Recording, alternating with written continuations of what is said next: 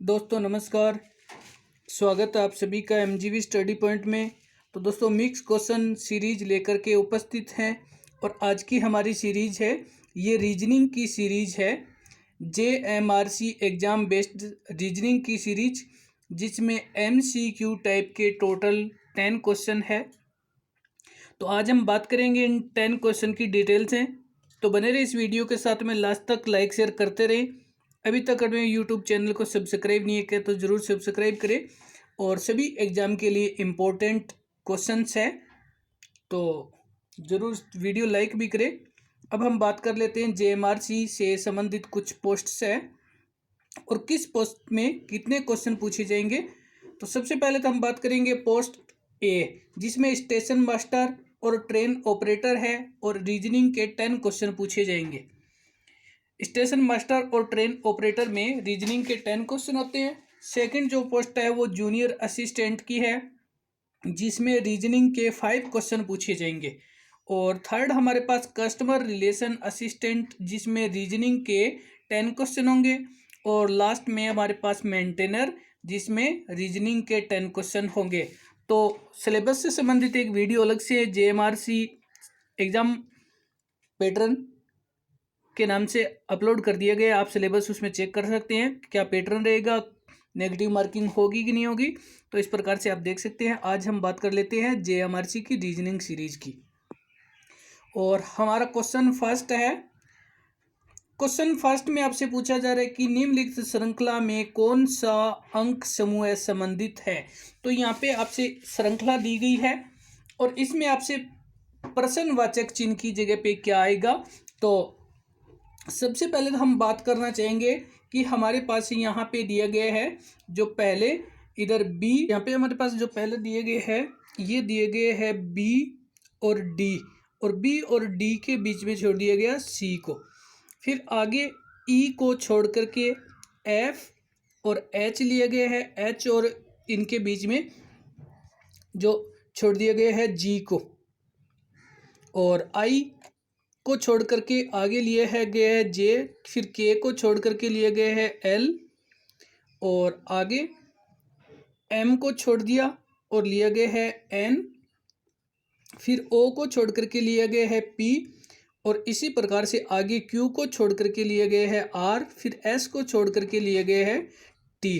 तो हमारा जो आगे वाला आंसर होगा वो होगा आर टी, क्योंकि यहाँ पे हमारे पास सबसे पहले बी और बी के बाद में सी को छोड़ दिया और डी ले लिया, डी के बाद ई को छोड़ दिया, एफ ले लिया, जी छोड़ दिया, एच ले लिया, आई छोड़ दिया, जे ले लिया, के छोड़ करके एल लिया है, एम छोड़ करके एन लिए है, ओ छोड़ करके पी, क्यू छोड़ के लिए है आर, फिर एच छोड़ करके लिए है टी। और हमारा आंसर हो गया है यहाँ पे option B R T. R T option हो गया है। और अब हम चलते हैं अगले क्वेश्चन की ओर। और आगे हमारे पास क्वेश्चन नंबर है सेकंड।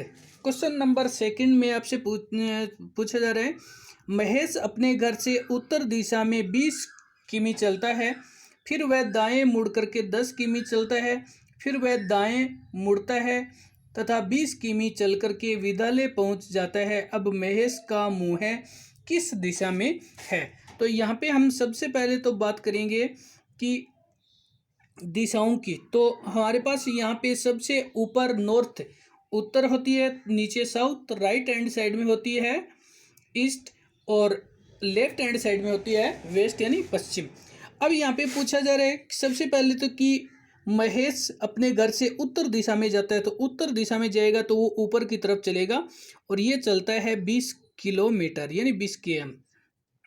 फिर वो चल करके दाएं मुड़ता है तो दाएं अपने राइट हैंड की तरफ चलेगा और ये जा रहा है अब पूर्व दिशा में, ये उत्तर दिशा होगी ऊपर की तरफ, और अब वो जा रहा है पूर्व दिशा में।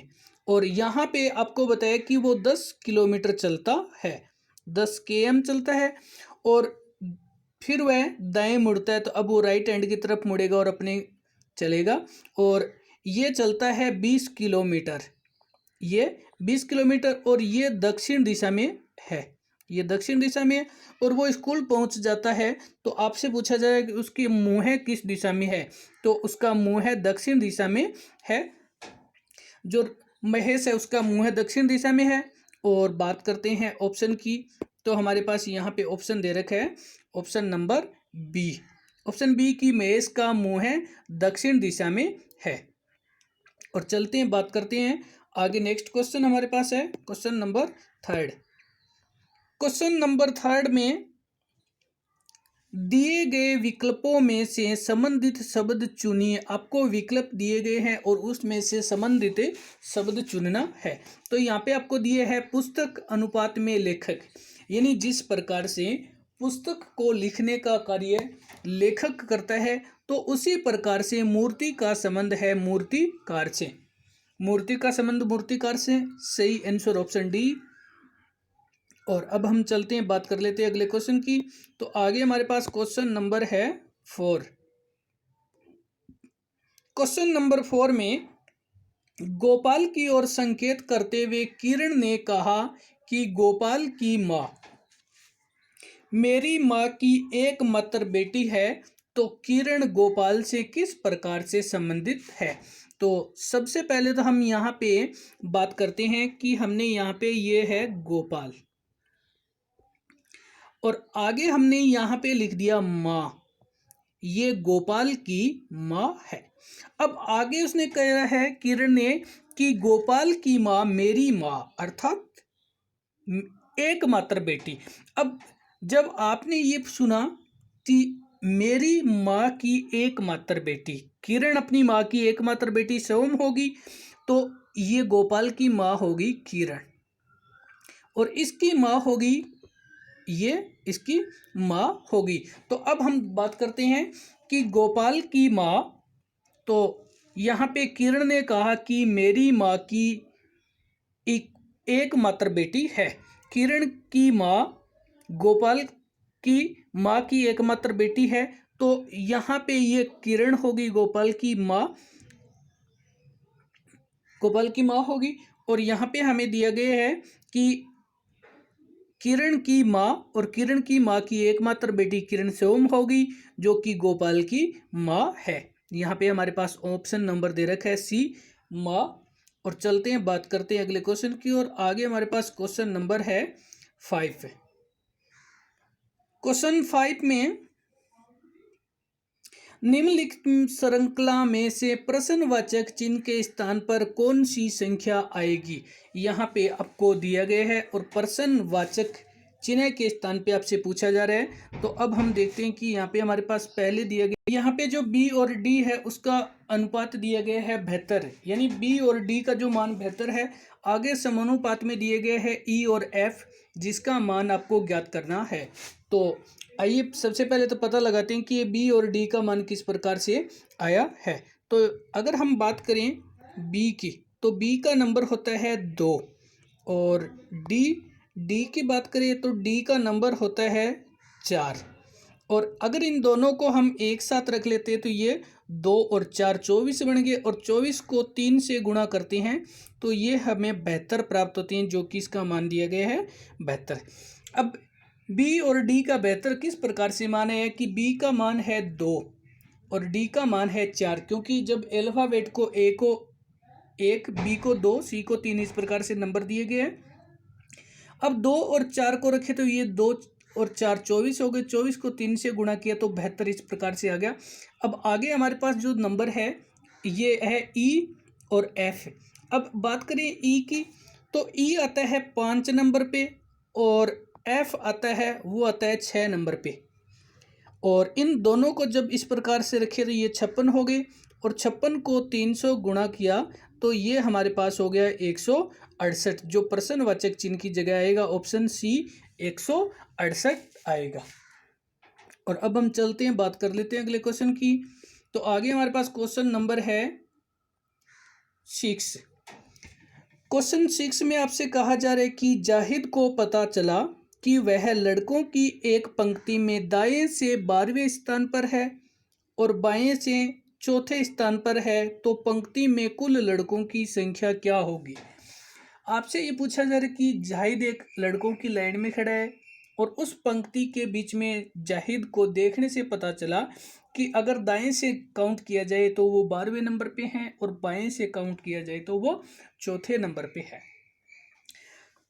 तो अब हमें ज्ञात करना है कुल संख्या, और कुल संख्या ज्ञात करने के लिए कुल संख्या को हम कहते हैं टोटल।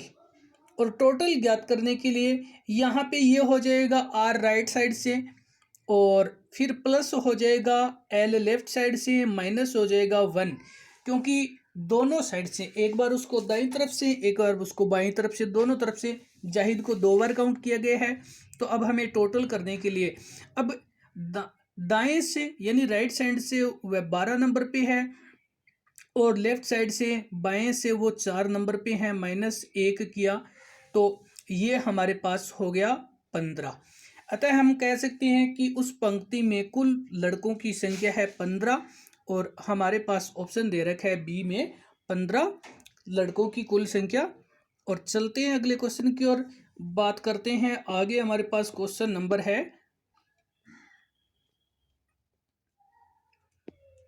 हमारे पास क्वेश्चन नंबर है 7, और क्वेश्चन 7 में आपसे पूछा जा रहा है कि दिए गए शब्द स्ट्रेंज में अक्षरों द्वारा कौन सा शब्द नहीं बनता है। यहाँ पे आपको दिया गया है STRANGE। इन शब्दों से यहाँ पे चारों ऑप्शन में से ABCD में से कौन सा नहीं बनता है। तो यहाँ पे हमारे पास ऑप्शन ए में बात करें तो STRA स्टार्टिंग के 4 अक्षर है। ऑप्शन बी में बात करें तो ये RANGE रेंज तक है, और अगर हम ऑप्शन सी की बात करें तो इसमें TRAN यहाँ तक है।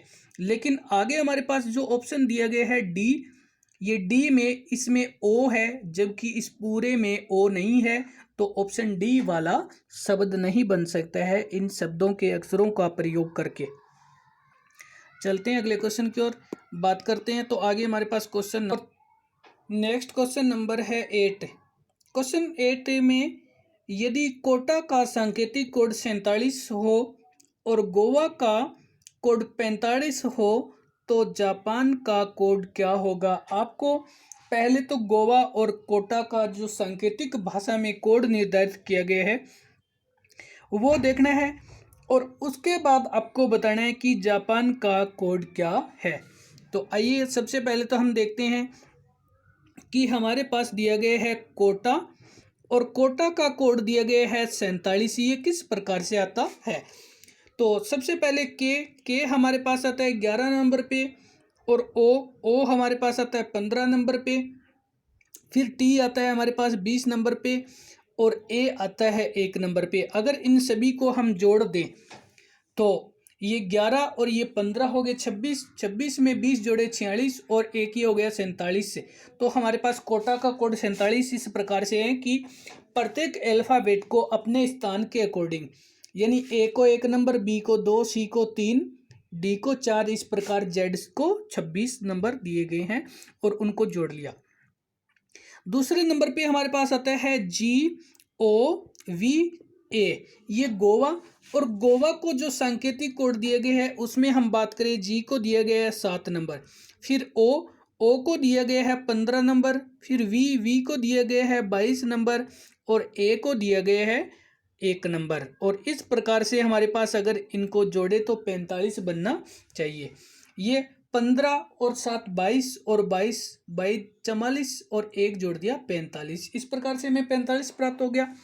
अब आगे हम देखते हैं कि हमारे पास जो दे रखा है जापान, JAPAN, और जो जापान दे रखा है इसका हम सांकेतिक कोड जे हमारे पास 10 नंबर पे होता है, ए हमारे पास 1 नंबर पे, पी हमारे पास 16 नंबर पे, फिर ए 1 नंबर पे, और एन है वो हमारा 13 नंबर पे। इन सभी को जोड़ना है तो यहाँ पे हमारे पास ये 3, 1 4, और 6 10, 1 11, 11 का 1 हासिल हमारे पास हो गया 1, फिर 1 हासिल और 1 ये 2 हो गया, फिर 1 ये 3 हो गया, फिर 1 ये 4 हो गया। इस प्रकार से ये हमारे पास 41 प्राप्त होता है। 41 प्राप्त होता है जो हमारे पास ऑप्शन डी में दे रखा है कि जापान का सांकेतिक कोड गोवा और कोटा के सांकेतिक कोड के आधार पे हमने ज्ञात किया, तो ये 41 प्राप्त होता है जो हमारे ऑप्शन में दे रखा है, ऑप्शन नंबर डी में। ऑप्शन डी में 41 नंबर। और अब हम चलते हैं अगले क्वेश्चन की ओर, बात कर लेते हैं की ओर। नेक्स्ट हमारे पास क्वेश्चन नंबर है 9। बड़ा इजी क्वेश्चन है। क्वेश्चन 9 में आपसे पूछा जा रहा है कि किसी सांकेतिक भाषा में स्कूल को 19, 38, 15, 15, 12 लिखा जाता है, तो इसी पद्धति में हॉस्टल को लिखा जाएगा। सबसे पहले तो हम देखते हैं कि स्कूल को इन्होंने किस प्रकार से अंक डिवाइड किए हैं। तो यहाँ पे हमारे पास सबसे पहले है SCHOOL। अगर हम बात करें तो हमारे पास स्कूल, और स्कूल में इन्होंने S हमारा 19 नंबर पे होता है, तो S को 19 नंबर, फिर C हमारा 3 नंबर पे है, H 8 नंबर पे है, और O है 15 नंबर पे। O है 15 नंबर पे, तो फिर इनको 15-15 नंबर दिए गए हैं। और आगे हमारे पास है L, और इस L को नंबर दिए गए हैं जो 12 नंबर, ये L है 12 नंबर पे। अब आगे हमारे पास ये जो संख्या प्राप्त होती है, S को 19, C को 3, H को 8, O को 15, फिर O को 15 और L को 12 नंबर दिए गए हैं। और इसी प्रकार से हमें लिखना है आगे वाला, जो हमारे पास यहाँ पे HOSTEL, हॉस्टल। और हॉस्टल में जो हमें दिए गए हैं H, तो ये H हमारे पास यहाँ पे दिया गया है जो स्टार्टिंग में लिखा गया है, और ये हमारा 8 नंबर का है। फिर O हमारे पास है 15 नंबर, और आगे हमारे पास है S हमने 19 नंबर, T हमारा 20 नंबर पे है, E हमारा 5 नंबर पे है, और L हमारे पास है 12 नंबर पे। अब हमारे पास ये संख्या प्राप्त होती है कि 8, 15, 19, 20, 5 और 12, ये ऑप्शन ए में दे रखी है। ऑप्शन ए में हमारे पास दे रखा है 8, 15, 19, 20, 5 और 12, हमारा ऑप्शन ए सही है। और चलते हैं अगले क्वेश्चन की ओर, तो बात करते हैं अगले क्वेश्चन, लास्ट क्वेश्चन है इस वीडियो का। इस क्वेश्चन में हमारे पास है कि यदि किसी सांकेतिक भाषा में डॉक्टर को WLXGLI लिखा जाता है, तो उसी पद्धति में पेशेंट को लिखा जाता है, या पेशेंट को लिखा जाएगा। तो अब हम देखते हैं कि किस प्रकार से इन्होंने डॉक्टर को लिखा है और किस प्रकार से पेशेंट को। सबसे पहले हम लिखेंगे यहाँ पे DOCTOR, इसी प्रकार से लिखा गया है WLXGLI। अगर हम बात करें कि D और W दोनों एक दूसरे का विपरीत क्रमांक है, अगर स्टार्टिंग से D को काउंट करें तो 4 नंबर पे आता है, तो लास्ट से अगर Z से 1 गिनना शुरू करके करें तो D आता है 4, W आता है 4 नंबर पे। इसी प्रकार से L और O दोनों का एक दूसरे का विपरीत क्रमांक है। इसी प्रकार से C 3 नंबर और OX भी 3 नंबर से उल्टे। G और T दोनों एक दूसरे के उल्टे क्रमांक है। O और L उल्टे क्रमांक है। I और R एक दूसरे के उल्टे क्रमांक है। तो यहाँ पे इन्होंने लिए विपरीत क्रमांक, एक दूसरे के विपरीत क्रमांक। तो अब हम करेंगे PATIANT और इसका विपरीत क्रमांक करेंगे। तो P का विपरीत क्रमांक होता है K, A का होता है Z, और T का होता है G, I का होता है R, A का होता है Z, N का होता है M और T का होता है G। इस प्रकार से एक दूसरे के विपरीत क्रमांक लिए गए हैं, जो हमारा आंसर बनता है। अब हमारा आंसर बनता है वो KZGRZMG, और ये हमारे पास जो ऑप्शन बनता है, तो option number B, option number B बनता है।